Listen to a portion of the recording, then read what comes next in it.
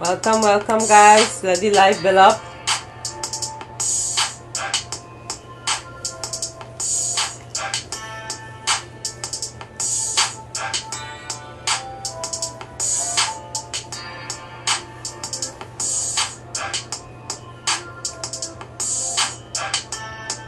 Welcome, welcome.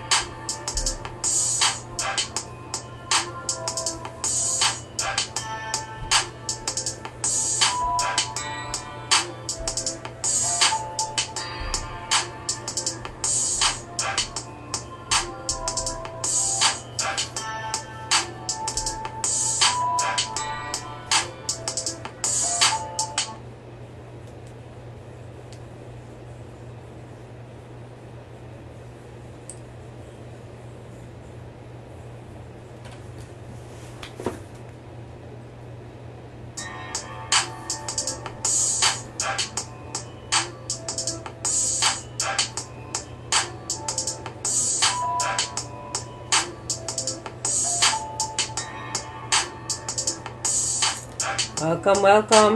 And the live build up, guys.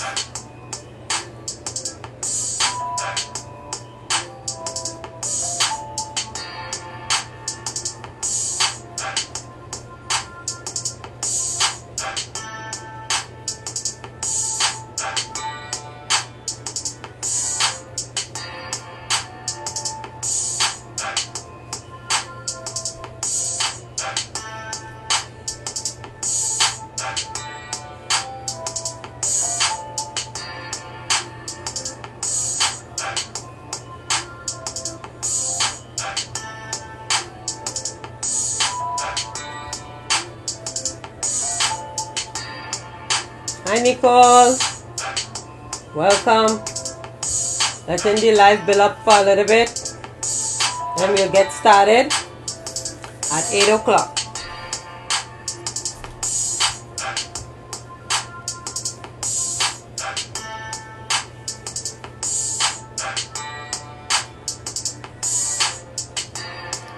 Listening to this beat my son made for me.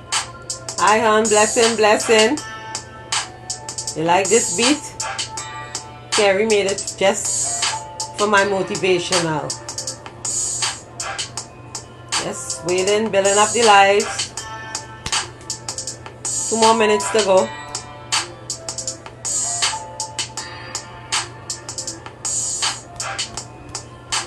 How you doing, Nicole? Everything okay?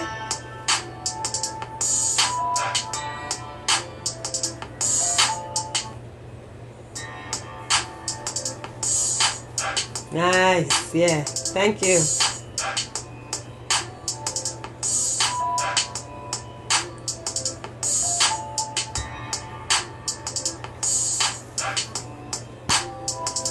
Ask question tonight. Tonight is a very interesting topic on child protection. Every question that you need to know, you can ask about it. Taking it easy, grateful to be alive, girl. Tell me about it. Grateful to be alive in the land that you live in, eh? Another day to be thankful for. Yes. Another day.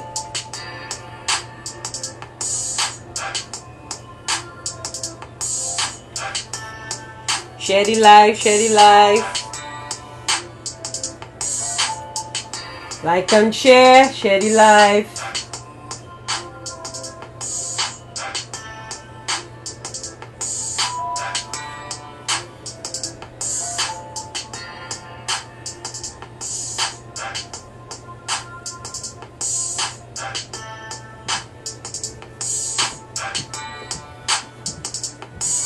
Yes.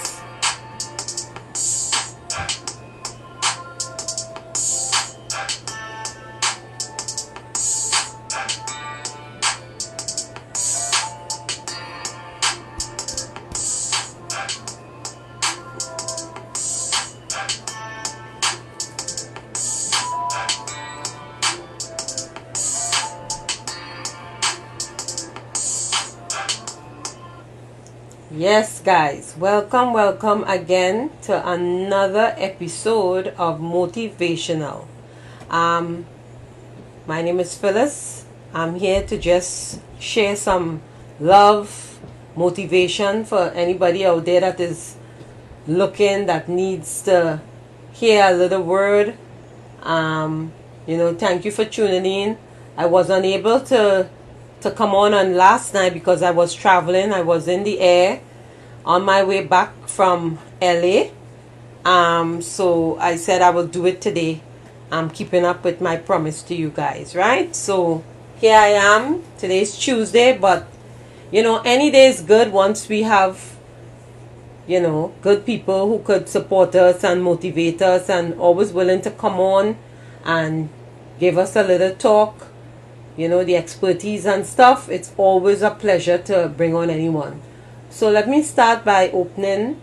Father, thank you for making me righteous through what Jesus has done on the cross. Thank you that when I received Jesus into my life, I received the gift of grace and righteousness. I become your very own. Thank you for acting on my behalf. Give me the patience to wait and to listen to your instruction instead of rushing ahead with my own solution or agenda. I know that you are always with me and all things are in your control. You will never leave me. You will never forsake me. You hear all my cry. Help me to obey and remain faithful to you. In Jesus' name I pray. Surround yourself with people who empower you, believe in you, support you, uplift you, motivate you, and appreciate you. Once again, thank you, Jason, for logging in. Thank you guys again for hanging with me. I know you guys are busy, but you're taking the time out to just spend time with me this afternoon. And I just want to say it's been a pleasure. We'll be back on Monday, hopefully. I'm supposed to be traveling on Monday, but I'm going to see how that works. If I'm not here on Monday, you're going to get a Tuesday from Croatia, right? Today, my health segment tip for you guys. I want to talk a little bit about stroke and the signs and symptoms of a stroke. During a stroke, every minute counts. Fast treatment can lessen the brain damage that stroke can cause. By knowing the signs and the symptom of stroke, you can take quick action and perhaps save a life, maybe even your own. Sign of stroke in men and women. You could be filling in for me, Jay? That sounding like a great idea. Alright, sign of stroke in men and women. What you can look for: sudden numbness or weakness in the face, arm or leg, especially on the side of the body. Sudden confusion, trouble speaking, or difficulty understanding speech. Sudden trouble seeing in one or both eyes. Sudden trouble walking, dizziness, loss of balance or lack of coordination. Sudden severe headache with no known cause. Call 911 right away if you or someone else has any of these symptoms. Acting fast is key for stroke. Acting fast can help stroke patients get the treatment they desperately need. The stroke treatment that works best are available only if a stroke is recognized and diagnosed within 3 hours of the first symptom. Stroke patients may not be eligible for these if they don't arrive at the hospital in time. If you know someone may be having a stroke, act fast and do the following simple tests. F. Face. Ask the person to smile. Does one of the face drop? A. Arm.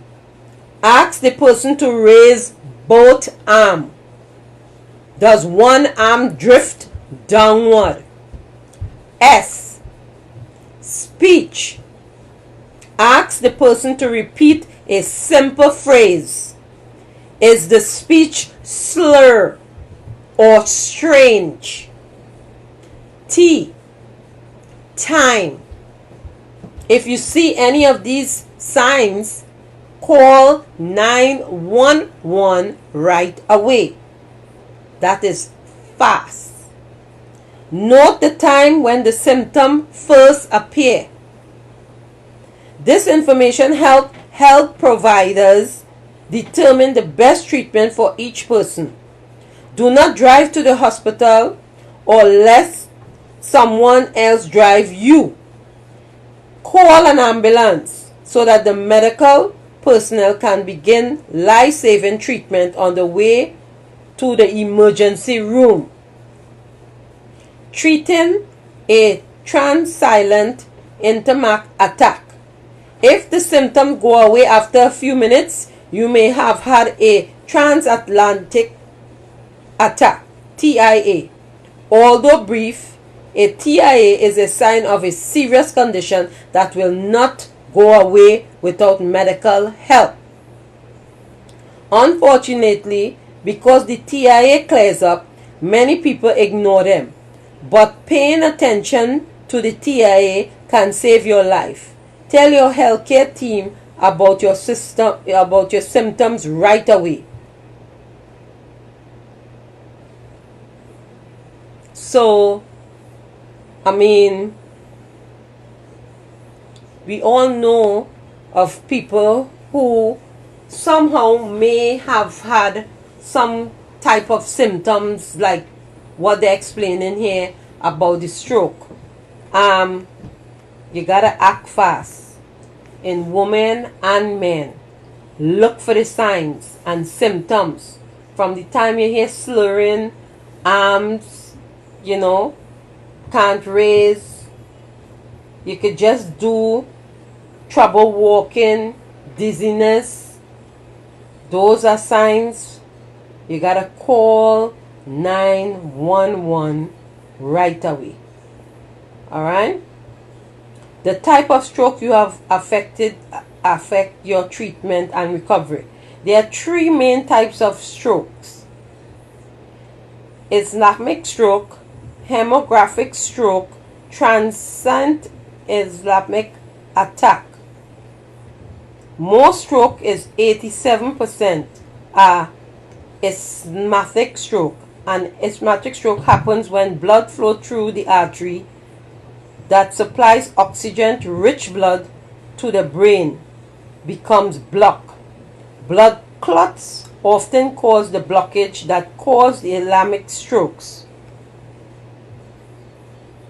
So you have different types of strokes that the body get affected with, and you can help prevent stroke by making healthy choices and controlling any health condition you may have. Healthy habits. Learn the ABCs of a stroke prevention. Aspirin may help lower your risk of a stroke, but do not take aspirin if you think you are having a stroke. It can make some type of stroke worse. Blood pressure. Control your blood pressure. Cholesterol. Control your cholesterol. Smoking quit smoking or don't start.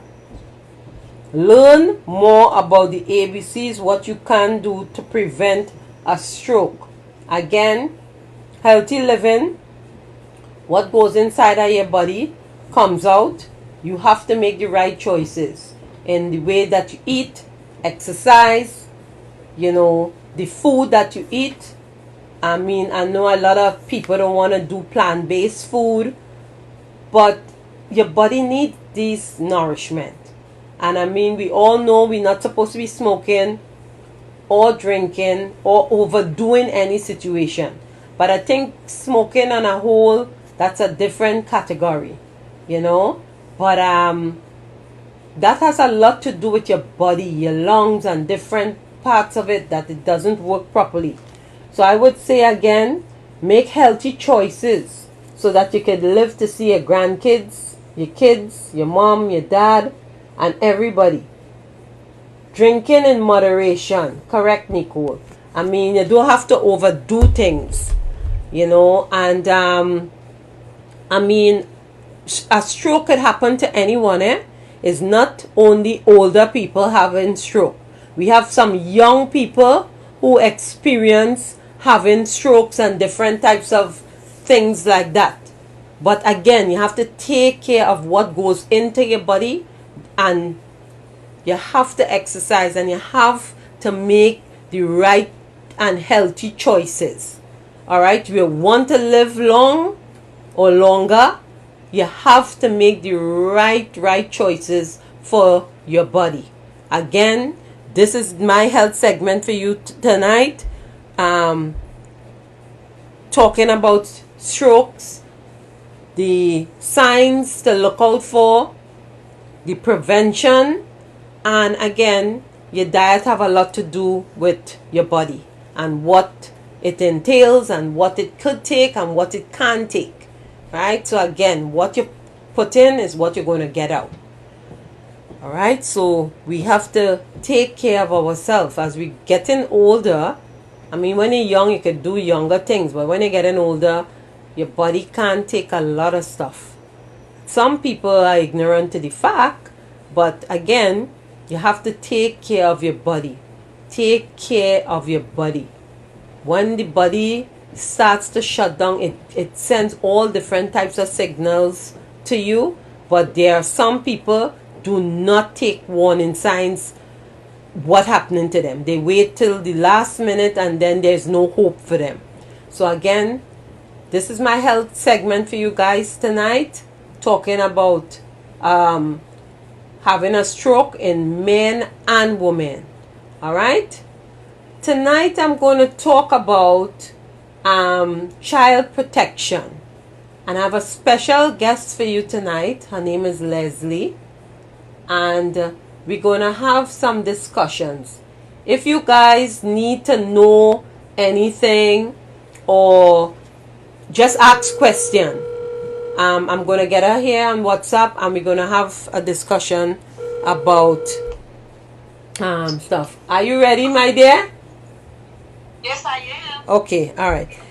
So, guys, I'm going to bring on a special guest for her. She's going to introduce herself and let you know, and we're going to talk about all different type of topic today with child protection. Hold 1 second, Les. Okay. Okay. There you are. Okay, so you can introduce yourself. Hi, everyone. I'm Leslie Campbell. I work for the Broward Sheriff's Office. I work for the Child Protective Division. I've been there for 17 years. My job basically is to investigate any abuse, neglect that may have caused some injury to a child, or in some cases a death, to see if who could be responsible for such actions in hurting children. I also deal with human trafficking cases. I work in conjunction with the FBI on human trafficking cases. Just a broad scope, a broad range of things that entails children. Okay. So Leslie, let me ask you, what made you first got into this type of field? So my thing was that I wanted to do criminal justice, but I didn't know if I wanted to deal with adults. Although I'm dealing with adults now, basically. Um, I love children. I love to ensure their safety, and sometimes it's very rewarding, although it has its downtimes. I can say it's rewarding when we actually save someone or put the correct person behind bars for anything that has been done to children. So how much years now you say you have been doing it? 17 years? 17 years. And what is the hardest part of your job?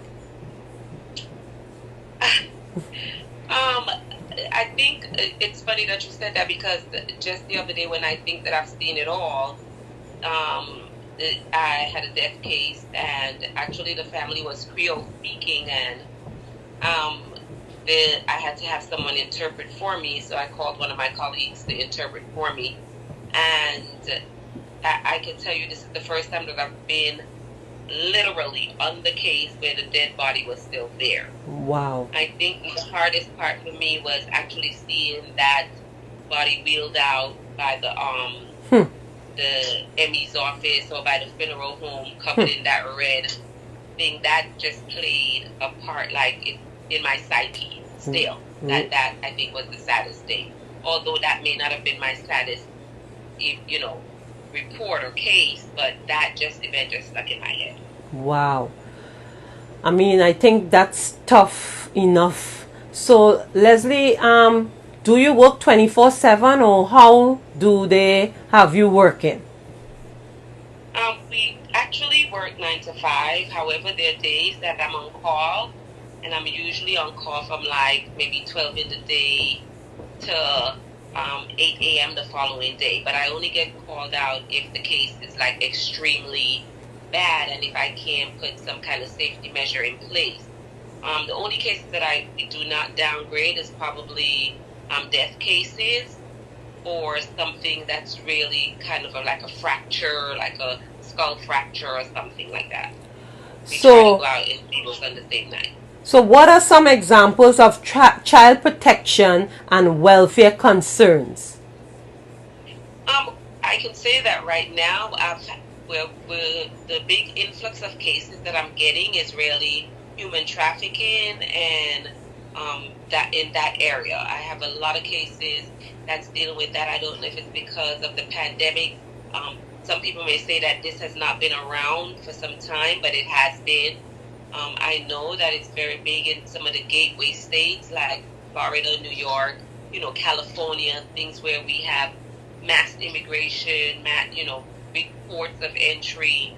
I have a lot of those, sexual human trafficking. So I know human trafficking, it's real, and I mean it's scary. And from some of the movies that I looked at with human trafficking and working with the airline, also we sometimes get calls of suspected human trafficking. And I mean, how do you go? And I mean, these peddlers, you never know who it is. It could be a woman, it could be a man, it could be anybody. Well, I guess that's why we work in conjunction with like FBI, with the airports and stuff like that. And sometimes the young ladies don't want to say that they're being human trafficked, because they're benefiting so much.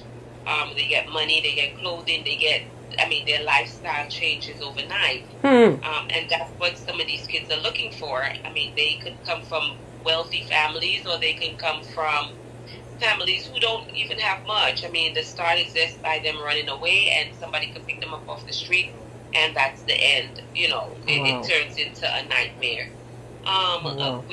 There's a lot of things that go on. There's a lot of FBI, sometimes cyber security things that go on, so that we can infiltrate on some of these things.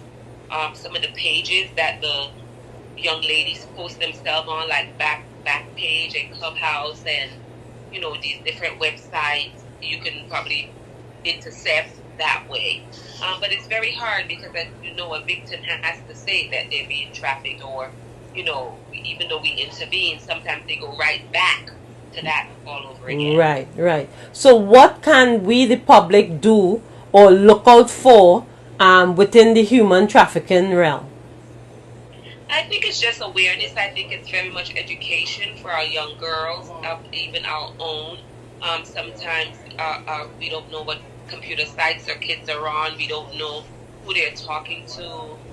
People portray themselves to be very, you know, very what they're not, basically. Sometimes, especially sometimes school teachers, they're very good at that. They're usually good at flagging stuff. I saw this kid last year, she didn't have this, she didn't have that. And this year she came with like maybe Fendi bags, Hermes bags, and just something is definitely going on. Right. She's now stealing, she's doing things like that. She may confide in a friend, and a friend come to a teacher and say, hey, Phyllis is advertising herself on Backpage, things like that. Right. I know teachers are very, very good with that. Right, right. Nicole is saying parents need to be careful with the games the kids are playing. Grown men act as kids and chat with the children, encouraging them to meet up. They also talk dirty to the kids. Mischief, for example. She's correct. Minecraft, yeah. Yeah, Minecraft, Roblox, those games that kids do play. What I can say is that a lot of parents now are getting hip Right. to what's really going on, how kids hide pictures behind certain icons. That's not really what's behind the icon. Right. But yes, and I would say this, sometimes our young ladies, of course, I'm sure we all did try to get into a club with a fake ID, and yes. We just don't know what dangers those things pose. Right. When we actually get into the club and we meet up with a 30-year-old and we're only 16. Right. Because some young girls look grown. Yes, they do. Some young girls do. Yeah. So coming back now to child protection, how do you go about analyzing or when you go into these homes, what do you look for? What signs so some parents could look? Okay, so sometimes we may have a case where there is a parent might be using drugs like really bad. Not to say I'm minimizing marijuana or anything, but I'm talking about heavy drugs like crystal meth and maybe cocaine. Sometimes things of oxycodone. They're on pills. The main object is to see that, hey, are they still able to function as parents? Because some people are functional addicts. Right, yes. They could take pills, they could do all this, and they could still turn around and take care of their house, take care of their children. So those are the things that you're really looking for. Are the kids going to school? Are they dirty? Are they clean? Is there food in the home? Are the kids being neglected? Things like that. We do the investigations sometimes for the Department of Children and Families. Yes. So we actually look at many sectors of what's going on. And I fully understand that sometimes people may call in reports, or they may be reports that's erroneously generated. It could be false. Yes. But it's still our obligation to go out to make sure that it is false, if it is false. Because I know of a case where the child called Child Protective Service against the mother, who is a working mom, but nothing really going on in the home. But I guess, looking for attention or something like that. And that's correct. It's funny. The other day I got a case where somebody just took down somebody's license plate tag number. And, because they saw something, that was, I guess, concerning to them. Right. So we had to work backwards, like whose car is this, whose this, but we're all susceptible to a report being called in on us. Right. Or right. to something happening with one of our children. Right. So how do parents go about now when they get some, like it have some nosy, bad mind people will make a call on someone? How do you all approach those cases? Well, we do have a division. It's sergeants and lieutenants and colonels, and we're all So if we think that is happening, we will have them do like a courtesy call Mm-hmm. to the person who made the report, because we always know who the reporter is. We don't ever disclose who the reporter is to the families, but we know who they are. So if we go out and we see that this is not so, or this is not, the people have food, they have everything in place, we have one of our sergeants give that reporter a courtesy call, because there's actually a fine for doing something like that. Oh, Because you're really? wasting public, yes, you're wasting our time. Wow. Okay. So, what is the difference between child protection and safeguarding? What's safeguarding? Safeguarding is just a part of child protection. I mean, as you know, prevention is always better than cure. Right. So you're trying to put things in place before it gets to a point where we may have to intercept or do something to that matter. Um, Safeguarding your home is like if you have a new baby, or maybe a baby that's like 2, 3. You know that she walks around. You know she can push things in sockets. You're gonna put those safety plugs into the sockets. You're gonna put the little latch things over the cabinet doors. Right. You're going to keep medication away from their reach. Right. Things like that. So you're safeguarding everything. If you have a pool, you'll probably fence it in. Right. Put alarms on the door. Things like that. Oh, nice. Okay, that is good to know. Also, what causes with the family, and I know like sexually abused children in the home, 10 to 1, it's always happening from a family member. Could you elaborate a little on that? Yes, that's true, Phyllis. Most of the times it is a family member or somebody that they trust, but more than likely it's probably a stepfather with a stepdaughter, a brother, sometimes with a sister. It's very close to home. It's rare that it's outside sources, and if it's outside sources, it's still someone that the child knows, maybe like a coach or their friend's father or something to that effect. Wow. But yes, it is always most likely close to home. I have a question here from Nico. She said, what do you do when the child being abused isn't willing to sell out the family or friend? Some On a criminal standpoint, somebody has to be able to attest to what's going on, or she has to be able to say this is happening before any kind of criminal proceeding could go on. Oh. You don't want to bring her into the courtroom and then she said this never happened. Right. Or she recaps the story. I made this up, because some people do, look at that. I could tell Nicole this, like half the times when something like that happens, it somehow comes back around again and the concerns are heightened. Like now the pressure is on because now we're getting some kind of second wind of what's going on, and sometimes in that case the prosecution or the kids come out of the home if mom or dad is not able to protect. So how do you prove that a parent is unfit? I don't think it's about proving a parent is unfit. I mean, I can tell you I am not an advocate for removing children from the home. Right. I do think that, kids need to bond. It's about can they fix what they're doing that's bad. Right. If for a perfect example, I just had 2 parents that had a drug overdose right in the house where the kid was. But this is the paternal grandparents' home. This is the father's parents' home. Right. So the grandparents are protective, and they know that the father and his girlfriend does have a drug problem. So they never let that father supervise these kids. Right. But I have a concern, because if they're brazen enough to overdose in the house where the kid is, and plus I'm looking at their other history. They had a history in South Carolina. They had, multiple of things going on, arrests. Right. All drug related. Wow. And I do have some concerns, and I think it's time they need to clean up themselves. Right. So maybe I would ask them if they could move out of the house and try to get themselves together, and then they could come back to being a family. I don't ever like to break children away from their parents. It's hard. Yeah.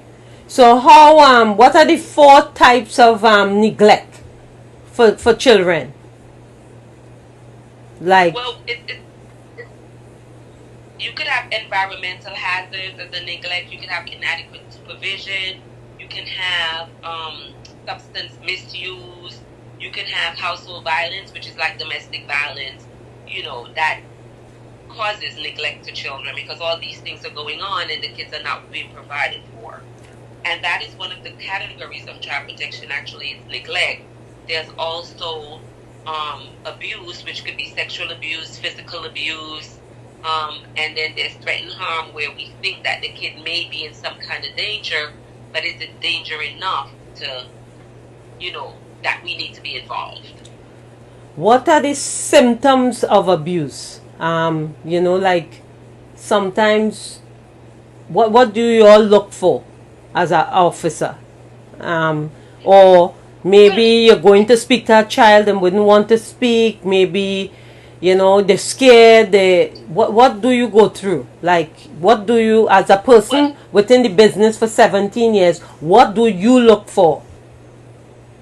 Well, what we will try to capture, my team and myself, is that if there's some kind of sexual abuse going on and it's with a party in the house, we will more likely try to intercept the child at school. Okay. Because nobody is around to give any heads up to whatever's going on. She's free to speak. If it's the fathers that's doing it, then we'll probably call the mother to the school or ask her what is she going to set up now that she knows this information. You'll be surprised. Sometimes this is the first time that the non-offending parent is learning something about this. So I keep that in for a while. A long time. So is counseling provided for these children? How do you all go about, or with the guidance counselors, with school? Because 10 to 1, a child who is being abused never really speak about it, but they may speak to a peer about it. Correct. And so you're going to the schools, and what do you guys do? Like, do you get a phone call from the principal, the teachers? How you go about that process?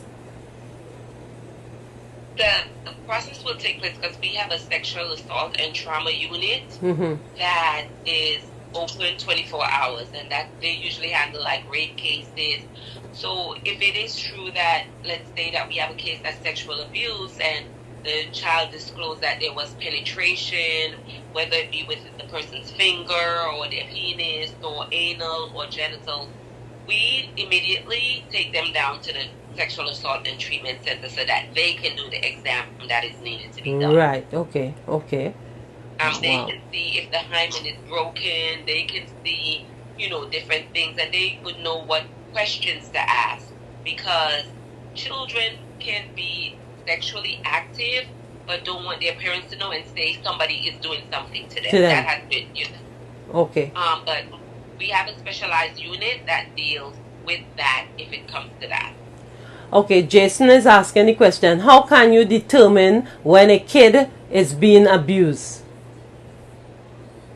Well, it depends on what kind of abuse. And then you have to look at the ages of children. Let's use sexual abuse, for example. Sometimes some children are so descriptive as to what was done. Like, they can tell you, yes, there was penetration. They could give you when it happens, when mommy's at work. Wow. Mommy works 9, and at 12 o'clock midnight, every night he comes in, he comes over to my bed. Some things are very descriptive. Yes, Jason, there are times when kids would make up stories, because that's what they do. Right. So we would have to decide for whether or not she's telling the truth or not telling the truth. And there have been some that have been proven that it hasn't been the truth that they were saying. Right. But you don't have any concrete signs of kids being abused. I mean, they will tell a friend, or one day they just open up to the parent who's not offending them and say what is going on. And we don't know what spurs that. I know that for one case, I had a child that said, I was going off to college and I just wanted to say this before I go. Right. Like, wanted that off her head. So you can't tell them what time to say their things, or even ask why didn't you say something before? Because they don't have a specific time for them when they'll be saying these things. Wow. Leslie, you probably have seen it all in your line. You know what, Phyllis? Every day I go to work and I say I've seen it all, I always see something else. Like, are we, like, I would say to myself, are we doing this today? Because I think I've seen it all, but I don't think I've seen it all. There's a lot of things going on out there. I mean, even when I interview young girls, some of the things I don't even know about are like the slang and the this and how they advertise themselves. And, you know, they enlighten you to a lot of things. Wow. Huh. I could just imagine. I mean, for me, thinking about your job, I think it might be more cruel to take children away, you know, like removing them from the home when the parent is unfit, which is the good thing to do. But again, you know, I find like a lot of children has a lot of unresolved issues, you know. Yes, and I don't want to say that it's because sometimes parents spend so much time, either we're working or we're not listening, you know, to our children. Sometimes we may think that they're talking nonsense, but you have to look at your kid's friend. Right. That says a lot. You have to sometimes listen to their conversation, but not listen to their conversation. Right. If they're in the house, at your house for a play date, or they're doing a sleepover, you gotta like be very keen on the things that you hear. Right. Because you want to go back later on and say to your son or daughter, hey, what is really going on here? You know, I heard this today, and I just want some clarification. And I don't want them to think it's just girls, it's boys also. Right. We've had a lot of issues with boys, a lot of physical abuse with boys, especially when they try to come out and say that they're transgender. Right. Fathers don't like that at all. I mean, some fathers can't wrap their heads around that. A question for you. What about a child now who is gay and the parents don't want to accept that? What do you guys see? Because, you know, sometimes you have the children scared to come out and living in the closet. You know, how we as parents, you know, especially islanders, have this theory about that type of lifestyle. And yes, that does play a factor because we are from the Caribbean and we know that we're not condoning certain things. That's what we say. Right. But then I say to parents, okay, well, pick your evil. Do you want him murdering people on the street, or do you want him to be gay? Like, you know, there's certain things that I don't condone, and each parent raises their children how they want to raise their children. Right. And I guess the way how we were raised, it plays a factor in how we raise our children. Right. But I think with these kids today, it's like a slippery slope. And I'm not saying that I don't physically discipline my children. I mean, they're bigger now. Yes, they got beatings. I can tell you that. Yeah. They got licked like me. Yeah. But I can say, like, some of the things that I did give them a beating for, was it really worth it? When I see everybody else today, like, what are we doing? Right. Right. So as parents, everybody is entitled to raise their children however they want to. But sometimes I want us to look at, am I going to pick up battle with you over this today? No, I'm not. Because you could have been doing more serious things. I'm going to talk to you about it and let you know it's not something that I probably accept. But I would prefer you saying to me, Mommy, I'm going out, and then you went somewhere else in a post saying, I am, you know, they just did something crazy. I'm here smoking crack or doing something. Right. Well, I kind of pick my poison in how I parent. You choose your battles. Yeah. Yeah. Nicole is saying also being abused can cause them to go to the same sex. I think anything. I mean, these days I don't think these kids need anything to turn to the same sex. They could do the things with boys as they do with girls. Right. I think it's so open now that social media has shown everything to be acceptable. And it's very hard to dissuade kids because, of course, this age thing, they know it all. Yes. I don't know even if to say if them liking the same sex is wrong or if it's right. But I think sometimes in you can speak to kids.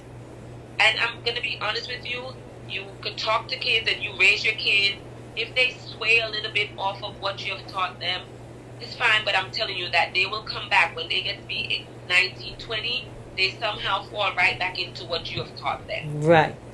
So, what advice do you have for parents regarding communication, regarding like I know too what I see most of the time, Caribbean people don't embrace the kids, like love them, I love you, hug them. They're very cold.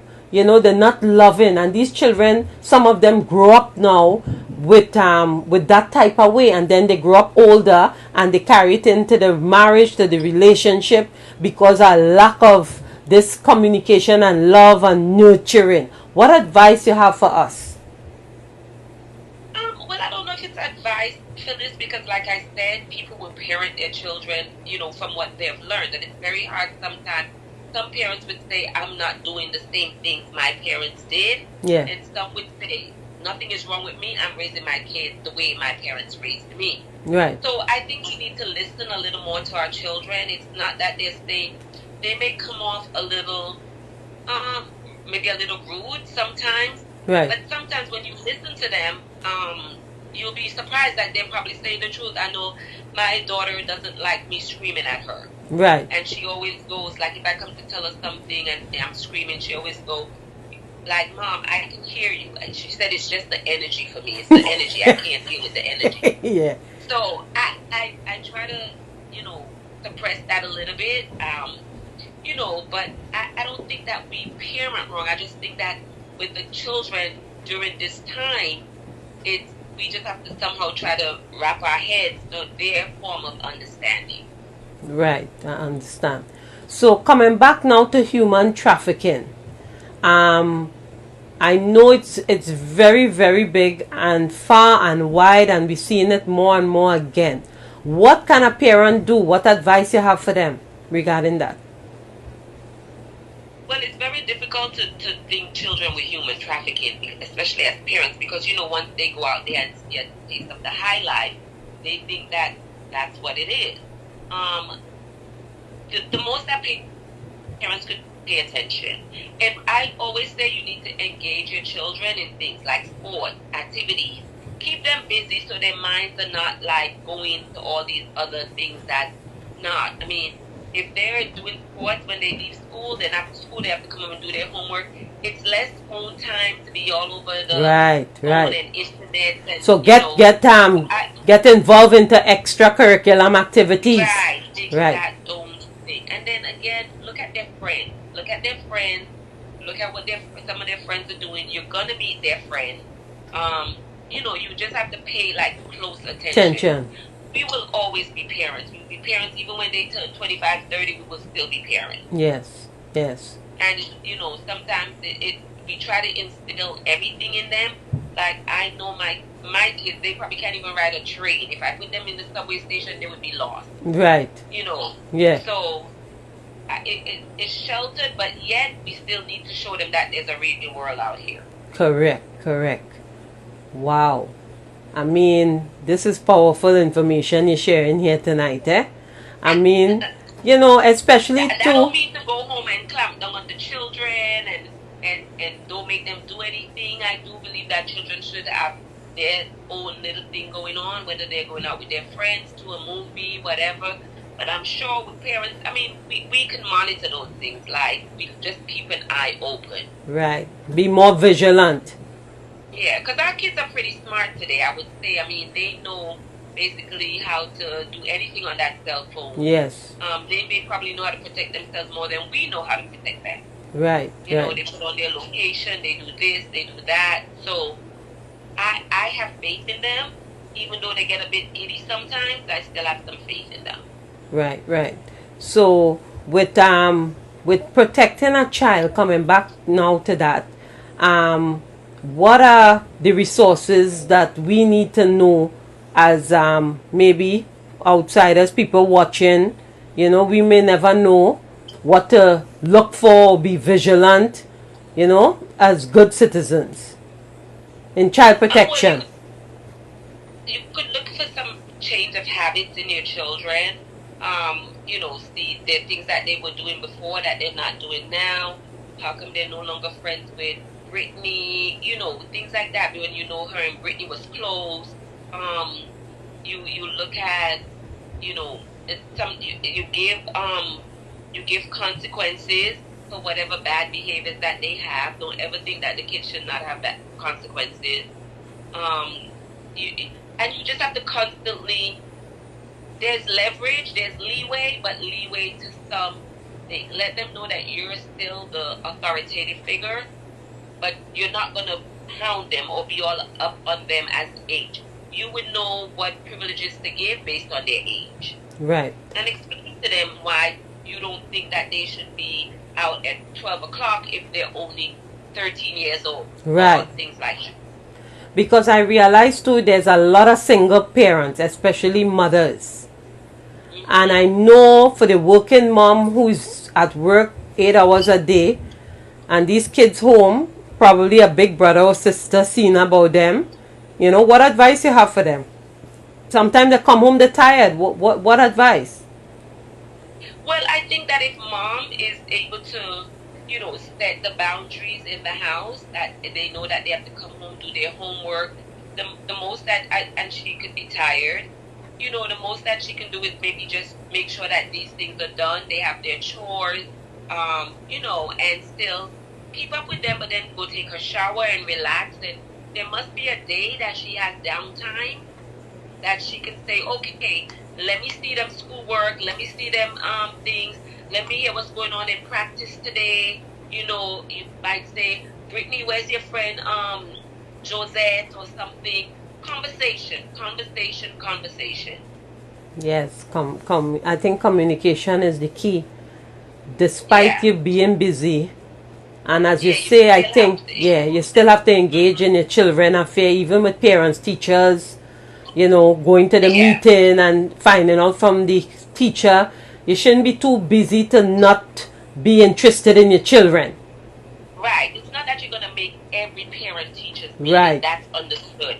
But at least, and I can say this, please let the school have a good contact phone number for you. Right. And whoever you're using as backup, make sure they have good numbers for them. I can't tell you how many times we've gone to, trying to call a parent because there's an emergency and the numbers have been disconnected.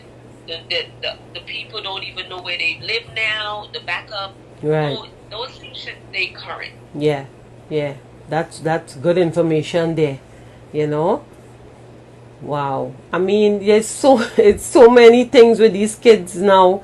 I mean, and we really have to take into consideration, every aspect, especially, I think, same thing as you say, know who the friends are. Be inquisitive. You want to know everything as a parent, to be involved so we could be aware. Because, I mean, my son is going to be 32 soon, and I was always an inquisitive parent. I want to know, but he was never a child who had friends.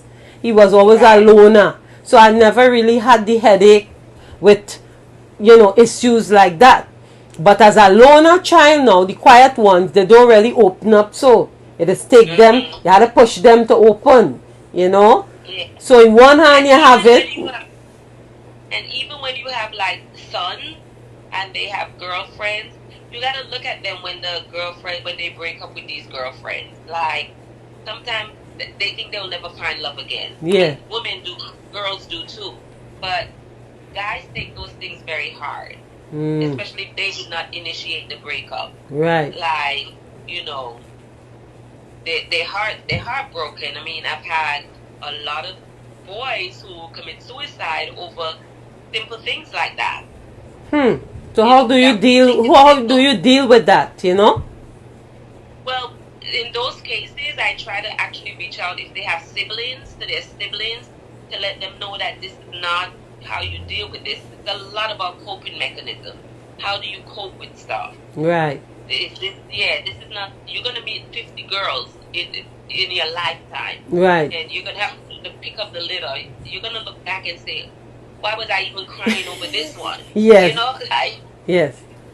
So, I try to instill that in them. Like, it's not the end of the world. Right.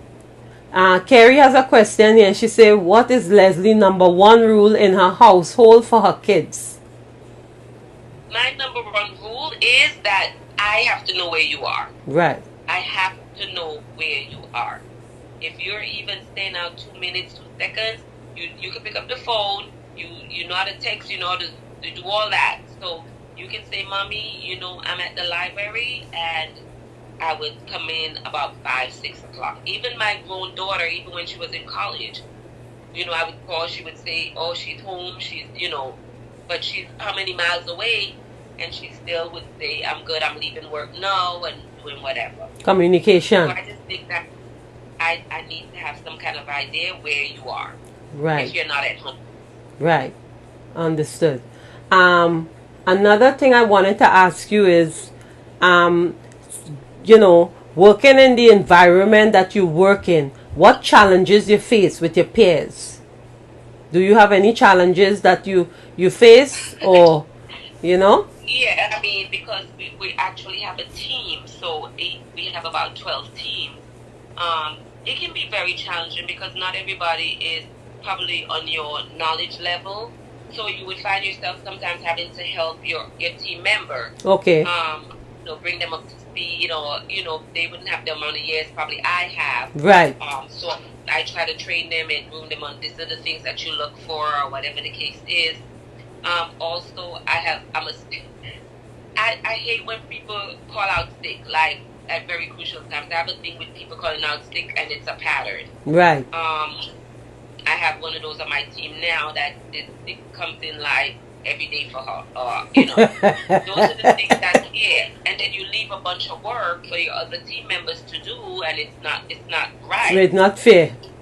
Yeah, really not fair. So those are some of the challenges, and I can tell you that now that we're in the pandemic, it was a little slow, but now that school has reopened, yeah, it's it's horrible. Right. They probably have I just looked at the thing from January to June. I think we took in 4,000 cases. Wow, that's a lot. So. And that was just for Broward County only. So how do you spend your spare time? Phyllis, I spend my spare time traveling all over the place, making curry for salad dressing. I go out with my girls. I go to clean stuff. I'm busy. I do. You keep yourself. You keep yourself busy. Yeah. Yes. Yeah. In closing, what would you like to leave my viewers with this afternoon? First, I'd like to know if your viewers have any questions on how they think that the child protection team should handle certain things. If they see that they have some input to share, right, like to share, whatever. That's good. Okay, one question here for you. Do the workers get counseling after some of the cases they face? Yes, we have a EAP that does, especially on death cases. We do have them off for like 2 days, and they can go to EAP if they think that they need counseling. Oh, very nice, very nice. Because our job has that also.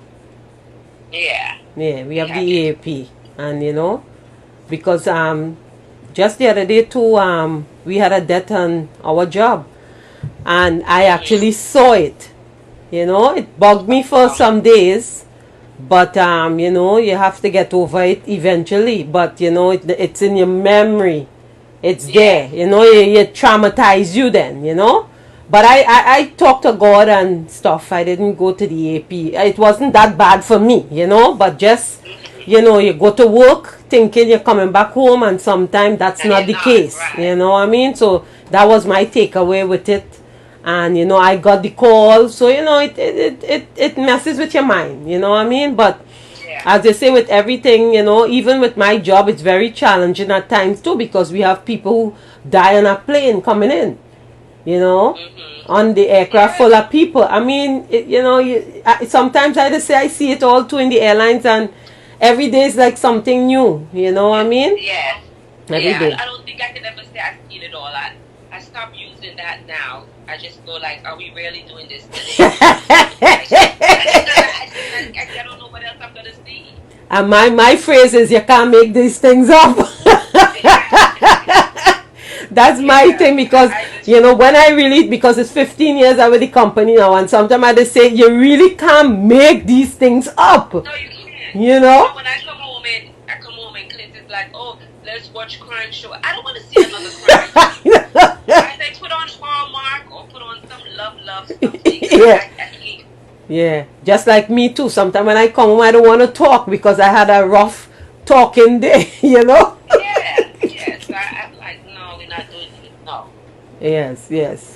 Leslie, I just want to thank you so much for taking the time out today. You are welcome. Spending time. Normally my program is on a Monday, but I was away in flight last night. I came back very late. But you know, since I've started my motivation in January, every Monday I've been consistent. So I said, you know what? I'm doing it Tuesday. If I can't do it Monday, I'm doing it Tuesday. I'm sure you touched some life out there this afternoon. And again, as you say, if you have any questions, reach out to me, inbox me. I could always send you a message. And, you know, with any questions or concerns they have as parents, you know, every day we see challenging things we face. You know, and I'm a parent and I'm still learning. You know what I mean? That's true. That is true. I'm still learning. The time is moving so fast, like with the changes, how kids operate and all that. It's so hard to keep up with them. Like it seems like they have outgrown us. Right. You know, with their stuff. So. Yeah. Well, anyhow, so thank you again, Leslie, and have a blessed and wonderful night. You too. All Good right. night, guys. Okay. Well, guys, there you have it. You have Leslie on, giving us some tips, you know, about child protection, and some good stuff here, good information that we had tonight. I hope you guys enjoy the program.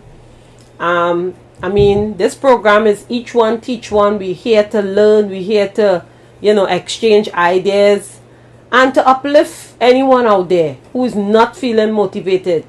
Know that someone out there is having a more difficult time than you, and to know that put your trust in the Lord and always be positive. Always surround yourself with positivity. Nicole, good night. Thank you so much. Jason, Juanita, Afia, who again was on the live, Lima. Thank you guys so much.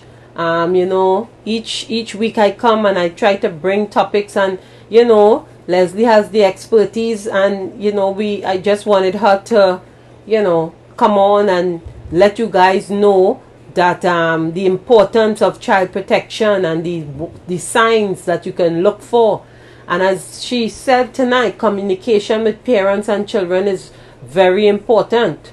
You know, surrounding them, getting them involved in extracurricular activities. That way they can't get, you know, involved in other things. I know parents may say, it's expensive, but if you can buy a 6-pack of beer or a pack of cigarette, you could take that same money, add it up, and get your child or your children involved in swimming or something that they like, instead of just keeping them in a box. All right. Again, this is Motivational with Phyllis. I'll be back on, guys. Again, if I'm not here on Monday, I'll be here on Tuesday because I'll be traveling. I may not get internet service in the air, but I'll be here bringing it to you. You know, I'm here faithful from since January. We are now in September, and you guys rock. Thank you. Have a blessed and wonderful night, guys. COVID is around still. Again, if you didn't get vaccination, it's available. They have 3 types, guys. Pick one. Go out there. Don't be afraid. Protect yourself. Protect others. And love in the house. Each one teach one. Have a blessed night. Love in the house.